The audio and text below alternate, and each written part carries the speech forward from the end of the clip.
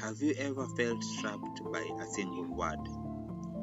For so many people walking through the agonizing reality of loving a narcissistic partner, that word is forgiveness. While I believe in forgiveness and uphold God's word on it, because Jesus said we need to forgive 70 times 7 times in a day whenever somebody wrongs us and comes to us for forgiveness, we need to watch out for cheap grace. You might have been told by well-meaning friends or even leaders in the church that if you truly love God, you need to just forgive and forget. You are handed verses about turning the other cheek, and suddenly the entire burden of saving the relationship is placed squarely on your bruised shoulders. But inside, something feels deeply wrong. You forgive, and they promise to change, and then the cycle repeats. The gaslighting, the shifting blame, the emotional coldness, all repeats itself, and you start to wonder, is my faith weak? Am I the one failing God because I can't just let this go? If you are there right now, I want you to take a deep, deep breath. You are not failing. You are caught in a trap, the forgiveness trap. Today, we are going to look at what the Bible actually says about forgiveness, and we are going to separate a dangerous counterfeit called cheap grace from the healing truth of genuine biblical repentance. Let's start by calling out the counterfeit. In many Christian circles, there is a cultural pressure to rush to peace at all costs. We see it in the book of Jeremiah, where the prophet warns about leaders who try to heal the wounds of God's people superficially. In Jeremiah chapter 6, verse 14, we are told, "They dress the wound of my people as though it were not serious. Peace, peace, they say, when there is no peace." When a narcissistic partner uses scripture, or when others use it against you to demand immediate reconciliation, they are doing exactly that. They are putting a tiny band-aid over a deep infected wound and demanding that you act like everything is fine.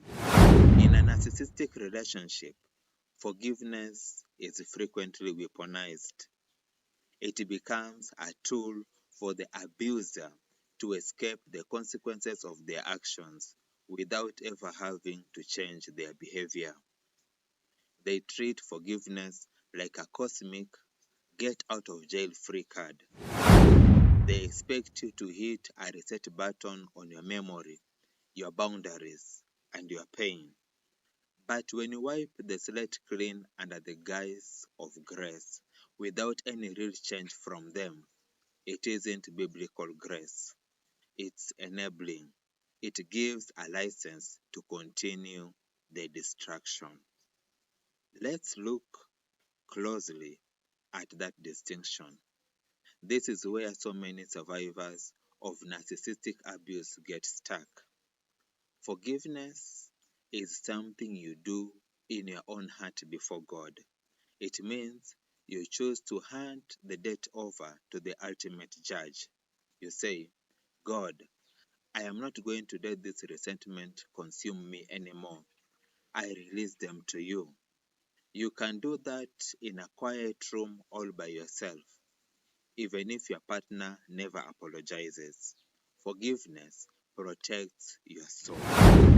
But reconciliation, that's entirely different.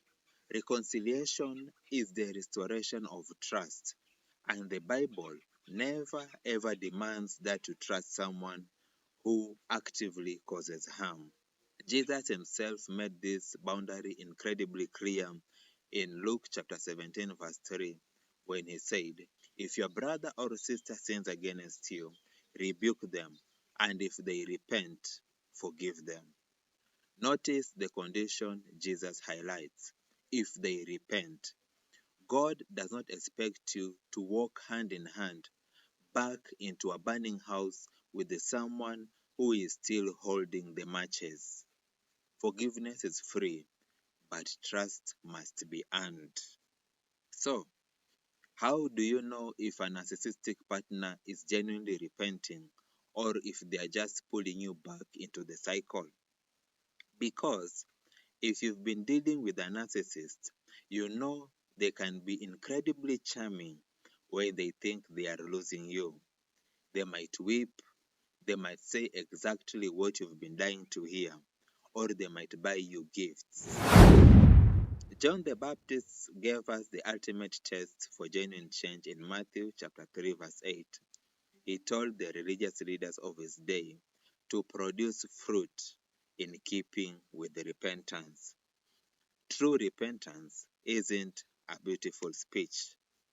It isn't a fleeting moment of tears because they got caught. Repentance is fruit. It is a visible, long-term change in behavior, character, and attitude.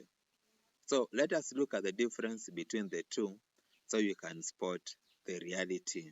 Counterfeit repentance sounds like, I said I was sorry. Why can't you just move past it? Or, you're forcing me to bring up the past. You are not being very Christian. It shifts the blame back to your lack of forgiveness. But true biblical repentance looks like a broken spirit. It looks like a partner who says, I see the deep damage I have caused you. I don't expect you to trust me today or even tomorrow.